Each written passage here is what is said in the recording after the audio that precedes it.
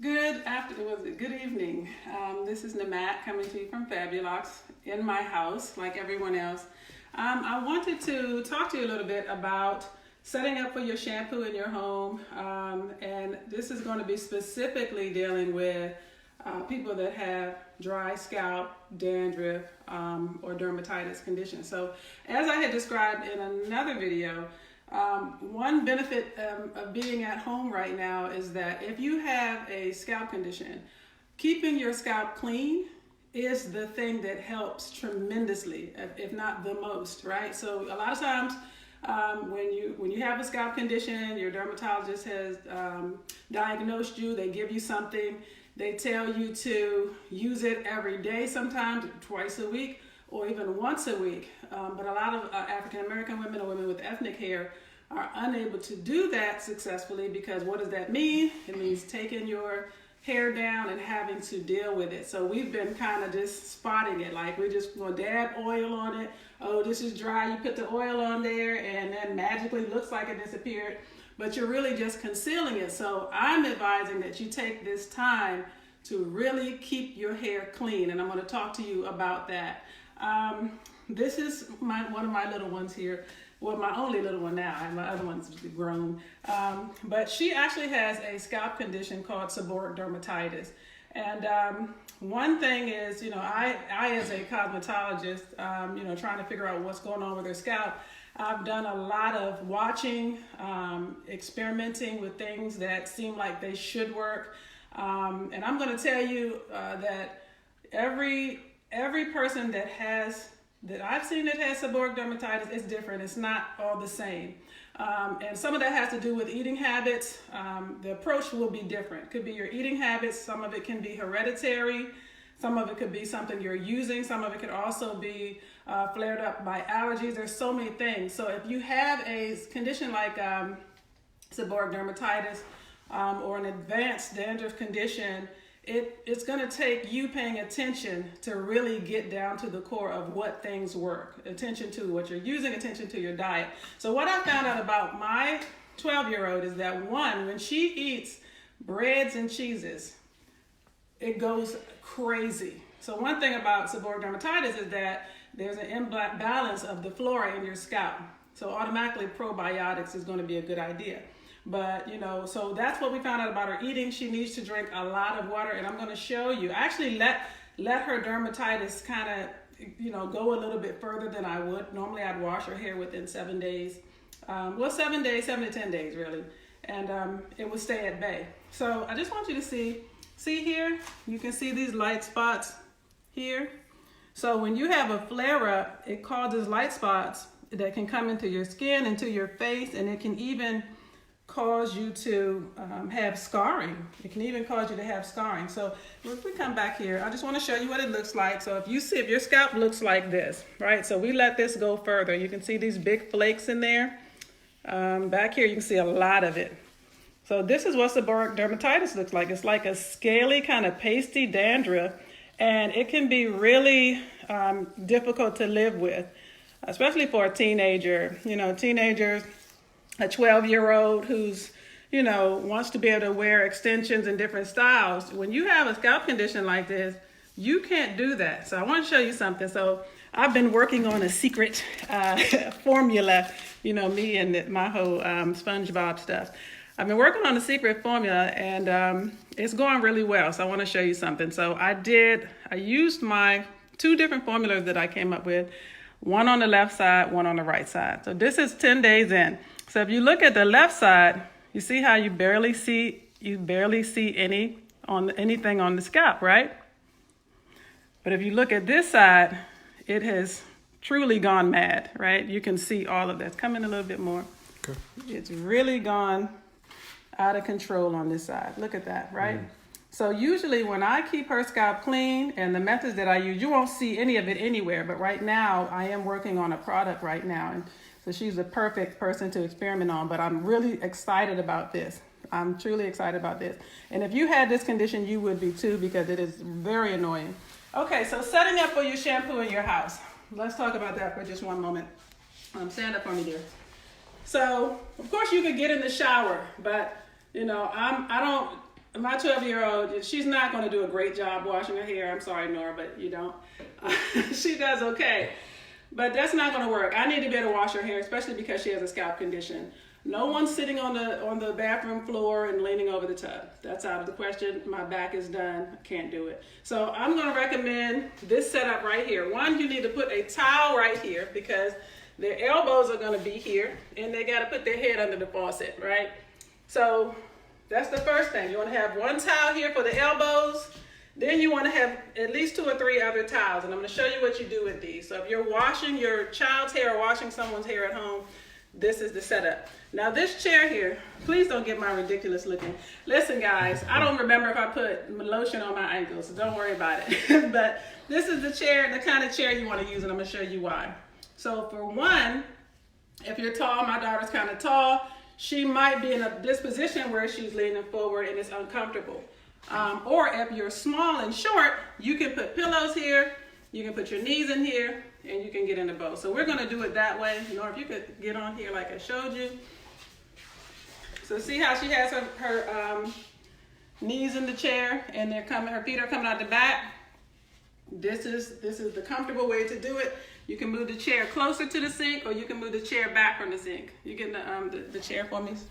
You can move the chair closer to the sink if they're shorter, or back if you're taller. Okay, so then you want to give them a towel for their face. Hold this. And you know how kids are they're so dramatic with water going in their face. Put that over your face.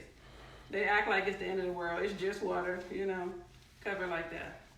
Okay, so you only need this if you need it. If you need to cover your face, you can do it. So we'll put it here just in case. Okay, she's grown now. She'll give me the towel back. All right, so lean all the way in and come back some for me. Yeah, and put your hands like this. Yeah, like that. This would be ideal. Put your hands like that. All right, so one thing I want to talk to you about is when you have a dandruff condition, there's dandruff shampoos, and then there's shampoos for seborrheic dermatitis. I'm going to recommend this one.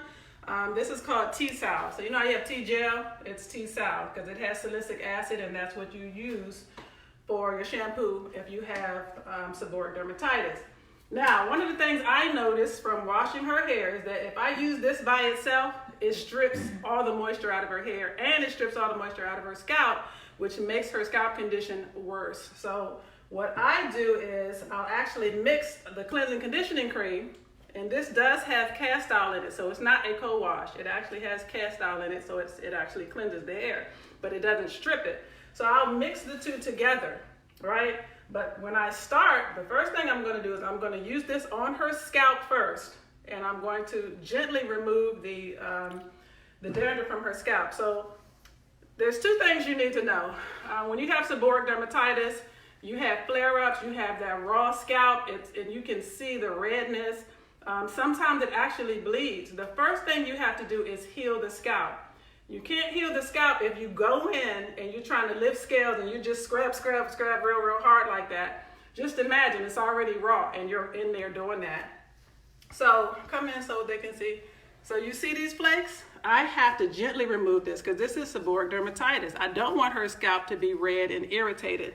I want to try to avoid that as much as possible. So I'm hoping you have one of these handy things like this because this helps. But if you don't, and you have to just use the regular faucet, the regular nozzle, then you might want to get a pitcher or something like that.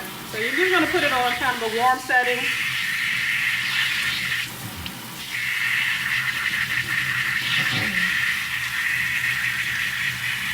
All right.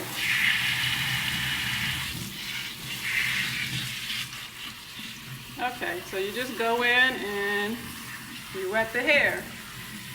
And she should be pretty comfortable because she's got that towel under her elbows. Make sure you put that towel there because that's really the thing that hurts. You're washing hair in the sink and you got your elbows pressed into the granite countertops. That's not very comfortable. One thing you have to worry about when you wash your hair in the sink is that all of the water is getting back here. So you could very likely end up with a clean back of the head, but not a clean front of the head. So you have to make sure you turn the child, the right way. Is that okay?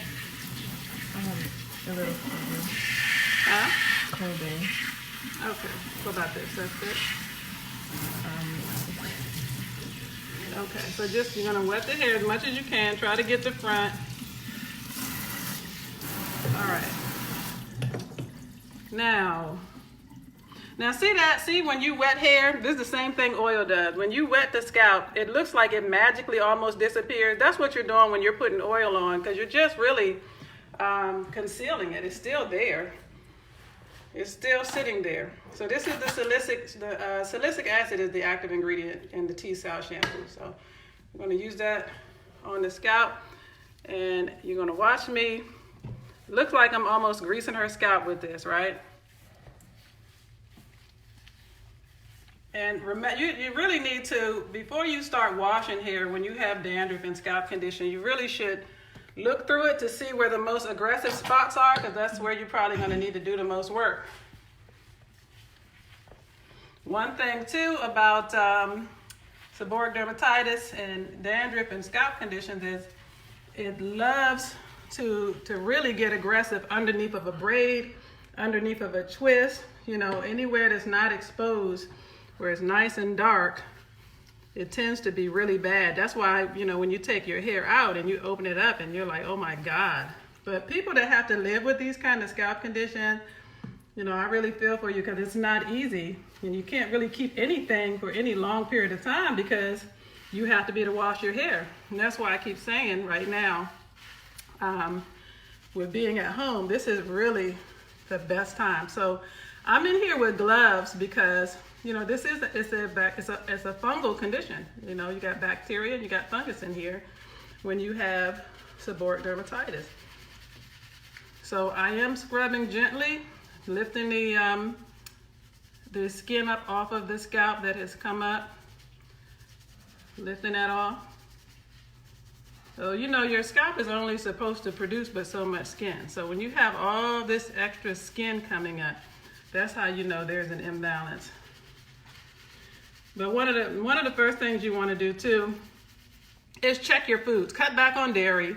Wash your hair, cut back on dairy, see what happens, right? Wash your hair, cut back on gluten, because you would be surprised. I had one client who, she just suddenly, her scalp just turned into a nightmare, and I couldn't figure out what it was that was causing it, you know, to be like that.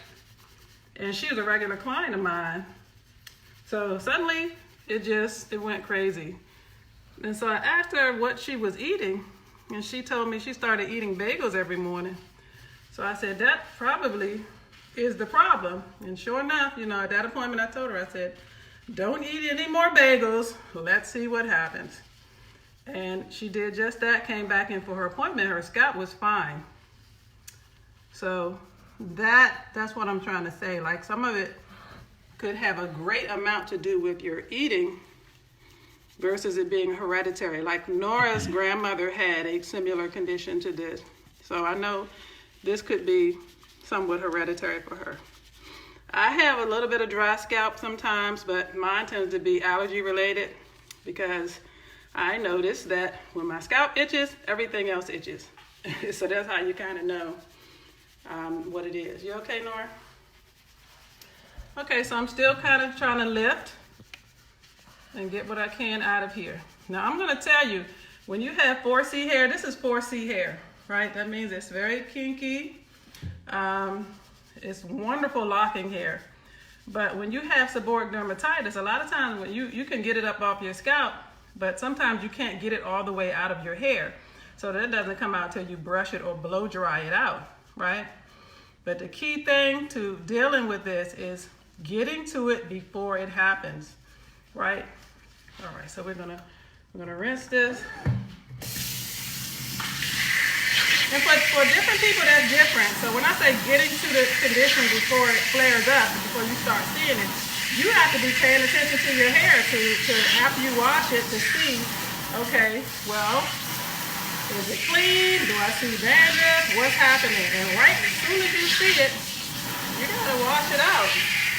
Especially when you're trying to get it to heal and for it to be under control. So we're rinsing it. Too hot. A little bit too hot.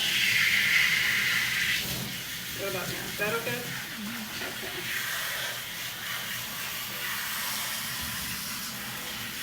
All right, so we're rinsing it. And when you're rinsing someone's hair that has seborrheic dermatitis condition, you have to go back and check to see what's left, because there's going to be something in there, believe me. Believe it. And this is another reason why when you go to the hair salon, it's important for stylists to be washing their utensils and using barbicide, because, you know, people have all kinds of scalp conditions that are fungal, you know, and they can be passed along. So you got to make sure your stylist has disinfected. You don't see them using no comb on you that they just use on someone else. All right, so I'm going to show you this. This is the first rinse. So see how even with a light scrub, it's a little bit red, right? But if I really would have went in like I normally do for my clients that love their shampoo, it would have been way worse. So see how it's getting the skin off of the scalp, the dermatitis off of the scalp, but you're seeing it in the hair, right? You're seeing it in the hair now. So some of this is not going to come out until I blow dry her hair, because part of it is because she has 4C hair. If she has straight hair, a lot of this would just slide right out of her hair, right? All right, so I'm going to go back in. So I already looked at her scalp. I already know that most of it is back here in the back. And then I'm going to use, this time I'm going to use the cleansing conditioning cream on her hair along with this, so it won't dry her hair out so much. Somebody, Sylvia Jet said, I get sores in the same spot and I always wonder how to treat them. Okay, so Sylvia, you get sores in the same spot and you want to be able to treat them. So one thing is that you don't want to be pulling the scabs off of your sores. Don't pull the scabs off, right? Keep your scalp clean, and you have to use things that actually heal your scalp. So I actually was going to talk about that some. So there are things that heal your scalp. One is not being aggressive and peeling off your scabs, washing your hair gently. That's one thing you can do. The other thing is there's such thing as ozonated oils that you can use that actually kill bacteria and help your scalp to heal. And there are other treatments. So I'm a cosmetologist. I normally deal with basic scalp conditions, dandruff. I do have clients that have seborrheic dermatitis, and I do know how to treat them because I work with a trichologist as well. But as a cosmetologist, we don't usually diagnose, even though we may believe we know what something is. We'll ask you to get a diagnosis from your dermatologist first. And a lot of times they'll give you antifungal or antibacterial creams to use along with a shampoo similar to this one. But I think one of the things that they didn't consider is that when you have a hair type like this, and you can see how tight her little curls are, is that, you know, the hair that's naturally dry and it's tight like this, that stuff would dry your hair out. That's why you got to mix it with something. So, and then I try to only put it on the scalp. Like you saw me applying it, I really only applied it to the scalp, but you see how it moves down the hair. So yeah, those sores can be really, you know, just awful. And just imagine, you know, if it's a sore, then you're prone to, you know, having a open area on your scalp where you can get other bacteria and things like that. So that's why you want to keep it clean. Also, keep that sore clean. Exactly. Put something on it to clean it. You know, keep it. Get a white washcloth, some warm water, a little bit of moisturizing shampoo, and keep it clean. Wipe it off daily. Try to keep it clean. And the reason you have the scab is because the area got so bad that it's trying to heal and it's scabbing over. Okay. So when you do your wash, it is very important to try to get as much of this out as humanly possible. If you have an aggressive scalp condition and it's raw, you're going to notice that it comes back faster. Once your scalp heals, then you'll notice that it takes longer for it to come back. That's when you really start seeing some changes.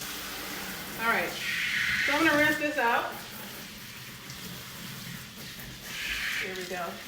The other thing is, if you have a small child and you're washing their hair, you can actually lay them on the counter, on their back, and put a towel under the back of their neck. And it's very comfortable, and then they can lean their head back in the bowl. She's too big for that, but you know, that is something that I guess you can do with a small child.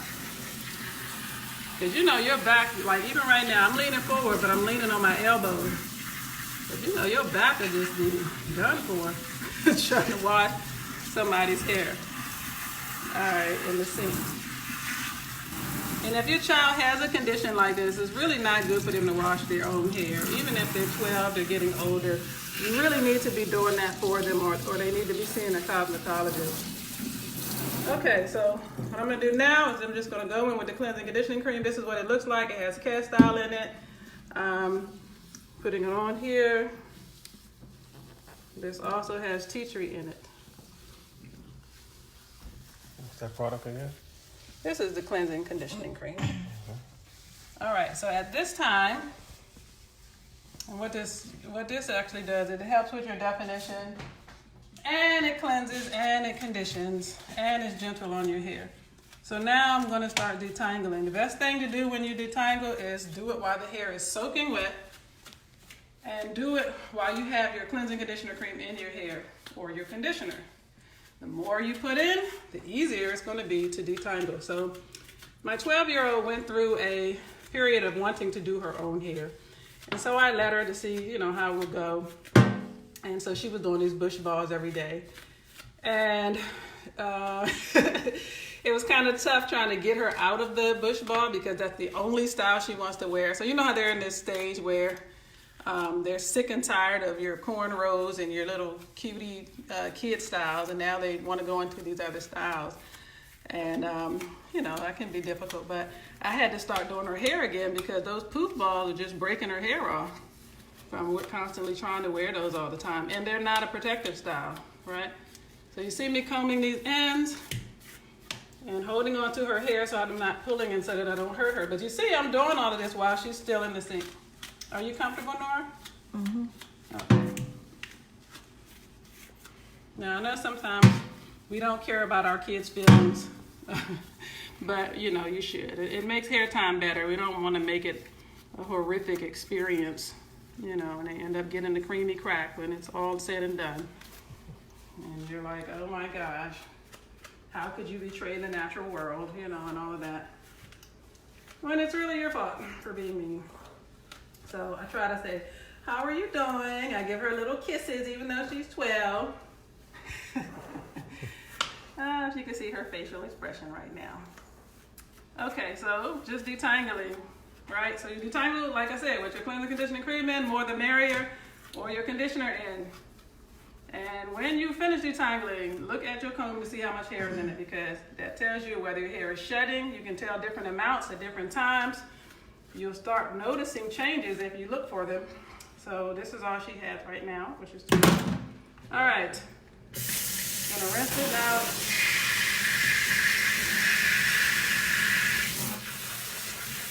And obviously, if you have the more powerful nozzle you have, this is why it's really good for you if you have a scalp conditioner to go into the salon. The more powerful nozzle you have, the more you can push that hair, that dermatitis out of your hair. Because you see how it sticks to the hair. That's what I was telling you. You know, you end up having to wait till you do your blow dry to get a lot of it out. But you know, the more powerful the nozzle, the more of it will come out. So that might be a struggle. If you don't have a nozzle like this, you know, you're going to struggle with trying to get it all out of your hair. It can be very embarrassing, you know. And then, you know, the dread of having to do your hair, you're just putting that oil in on over top of it and hiding it, and you're only making it worse by doing that. So you got to take it seriously. Take this time to get rid of your scalp condition. The lady that asked, that had the scab, that was asking about the scab, take this time to really focus in on keeping your scalp clean. Keeping your scalp clean. Okay. So, all right, bring your head up for me. I'm just trying to make sure I got the front. So this is how you do it. You're trying to get the front. Just put it in like that. Make sure they have your eyes closed, because you don't want soap and peppermint and whatever else you're putting in your eyes. All right, my love, we are finished. And so then what I do while it's dripping wet, I'll go back in with the comb again. This is 4C hair, so you gotta keep it detangled while you're working. That's the only way you're gonna really get it to do what it needs to do. Okay, and like I said, see a little bit of hair like that coming out is not bad. Now we're still working on her split ends from her poof ball stage, but I don't want to cut too much of it at once. That'd be short and then she'll be wide. So we just do it gradually. Okay, so now you're gonna blot the hair dry.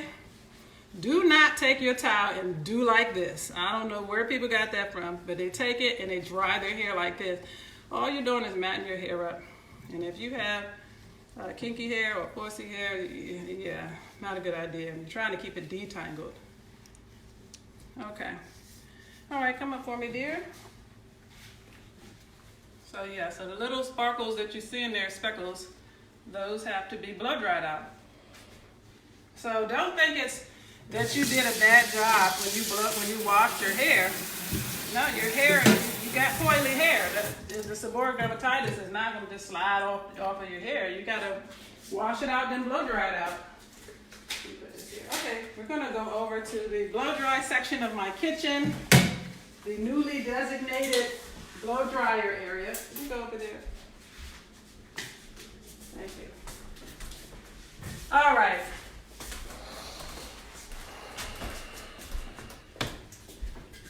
Okay, so first we're going to use the dry scalp oil. If you just have a basic dry scalp condition where your scalp just gets dry, this stuff is wonderful. You can do a hot oil treatment before you wash your hair by putting the dry scalp oil on your scalp. Put a plastic cap on, go into the dryer. And basically what it does is cleans out your follicle. And then you can just apply it as needed. If your scalp is much worse than a just plain dry scalp condition, there are things you can do. There are different masks and clays that you can use that clean the follicle out even more than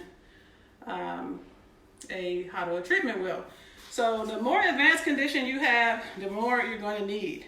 But to keep it basic, the first step is healing by not being too aggressive, not taking too long to wash your hair. That's how it's going to heal, and using healing oils and things. And of course, keeping it clean constantly, as much as you can.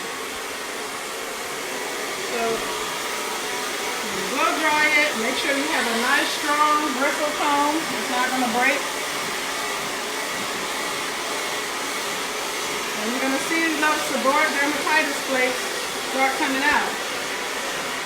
But like I said, for her, we have her condition under control. We already know that she can't eat a whole bunch of bread and cheese.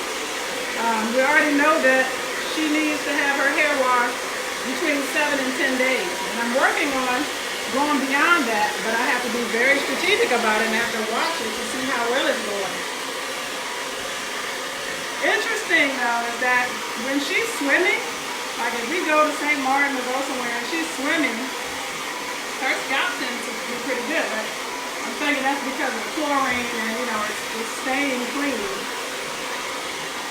So remember I was saying that, normally what they'll give you is antibacterial or antifungal creams. Well, you have antibacterial essential oils like lavender and eucalyptus, right?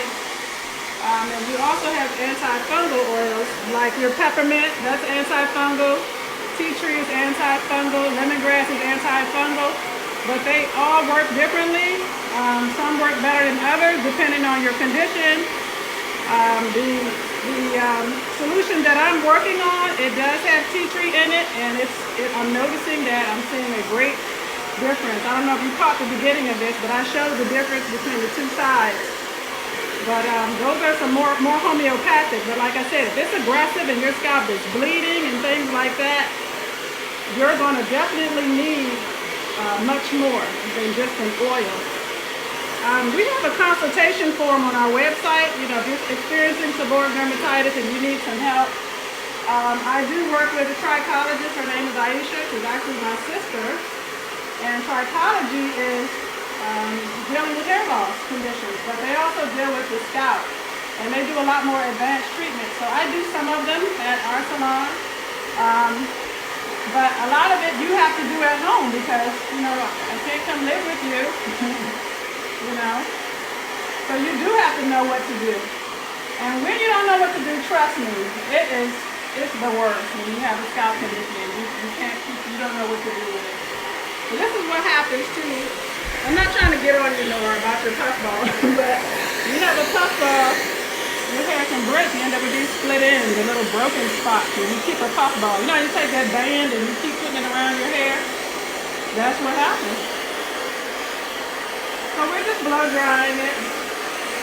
And there's going to be one more step to this after we blow dry it. I'll show you.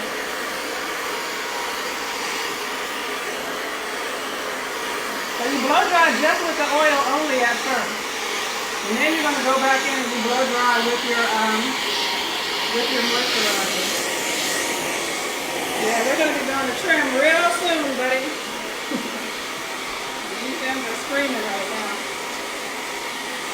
But as long as you keep the hair in a protective style, you know, until you get back to the salon and you can get your trims and things, you should be okay. Question? You have a question? Okay, what is it? I said ask if anybody has any.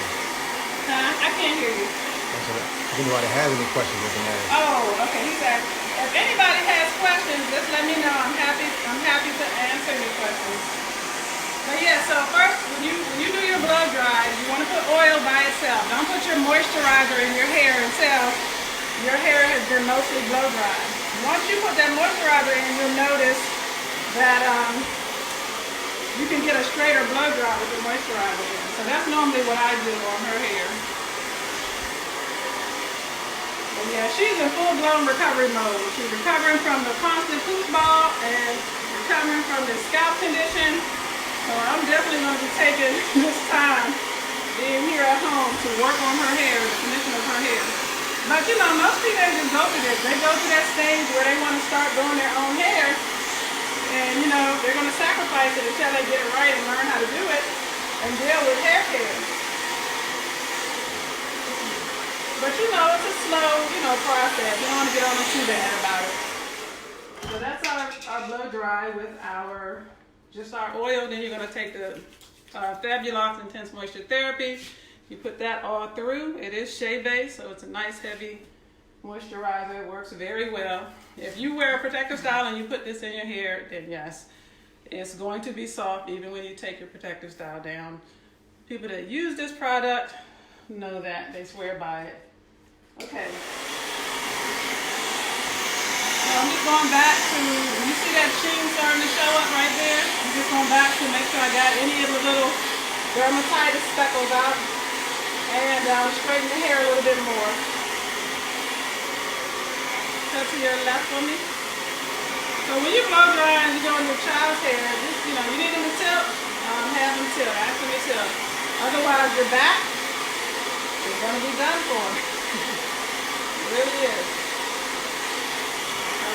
So I'm just going in and I'm looking at her scalp while I'm going in just to make sure I got all the plates. But sometimes you'll leave some behind. It's not that easy to get them all. It really isn't. Alright, so I'm almost done here. Just make sure I get this side.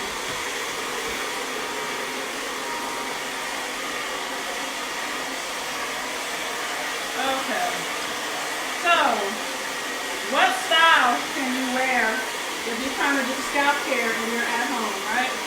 Even if you're not at home, if you want to do scalp care when all this is over with because you have seborrheic dermatitis, there are some things you can do depending on your skill set.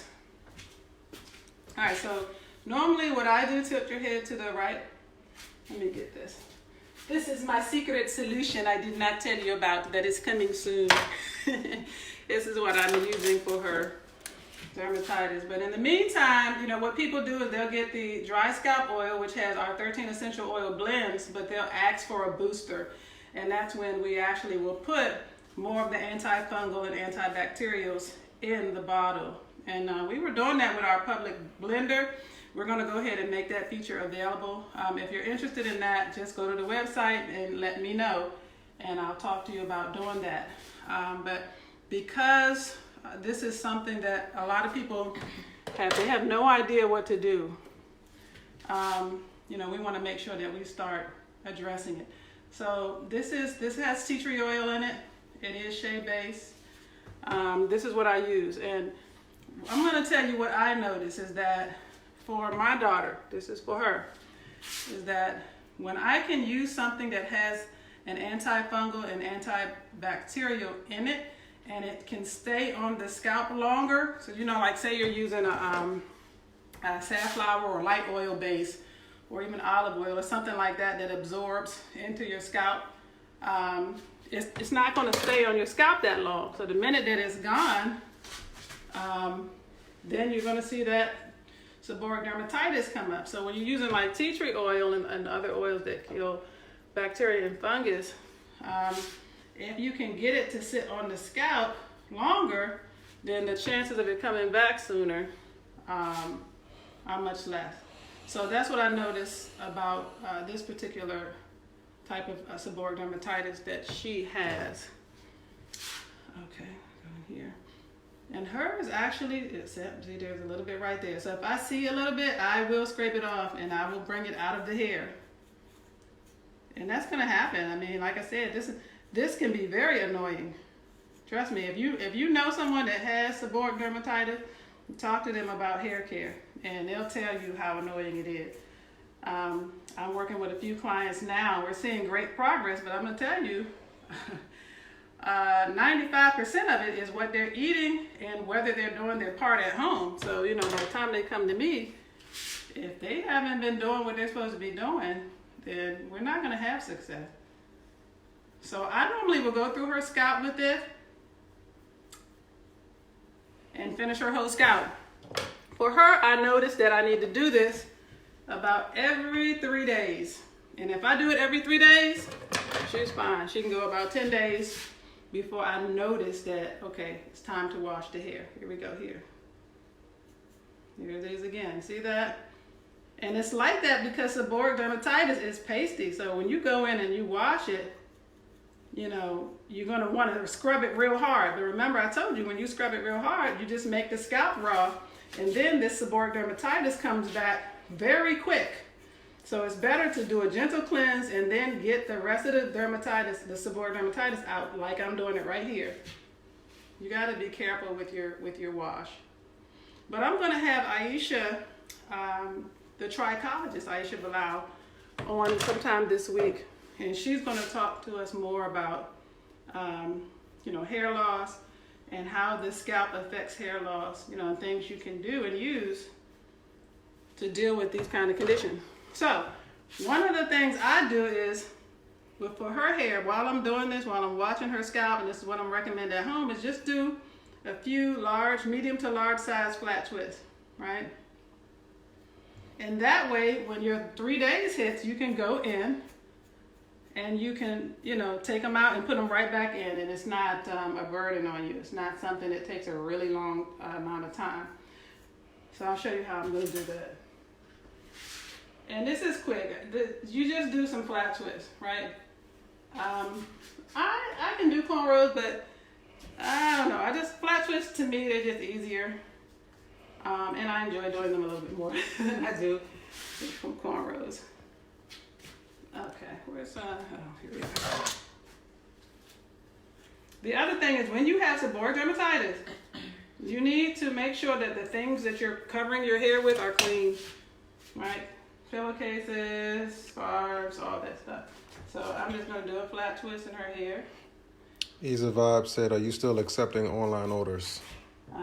We are accepting online orders. As long as I can get the materials that I need to make product, that's what I'm going to need doing. So yes, ma'am, thank you for asking. We are. Okay, and if you're not sure what to buy, if you reach out, there's a form on there, and there's also a place where you can reach out to me. I can walk you through that. So I'll do this. I'll do it all over her hair.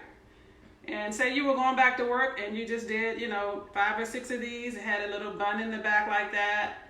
Do your makeup, put your earrings on, get your edges going. It works. But this is what you're going to have to do if you have seborrheic dermatitis or advanced scalp condition. You really don't have a choice. It is high maintenance, but the information I'm giving you today is these are the things that will change the game for you. If nothing else has worked, if you start doing this, this is going to help you. So that is everything. Again, I used the Fabulocs cleansing conditioning cream. We have some on the shelf up there. I used that. I used our dry scalp hot oil treatment. I used our intense moisture therapy, and I also used the secret solution that has yet to be told. But yeah, I'm still working on it, but I'm seeing great results with it. So yes, I do plan on adding it eventually. But thank you, Nora, for being such a good sport and letting me expose all of your hair drama and your poof ball mania and all that good stuff. All right, thank you guys. You can see more at www.fabulocs.com. And if you sign up on our mailing list, all of these videos are going to be there just in case you missed any of them. All right. Thanks again.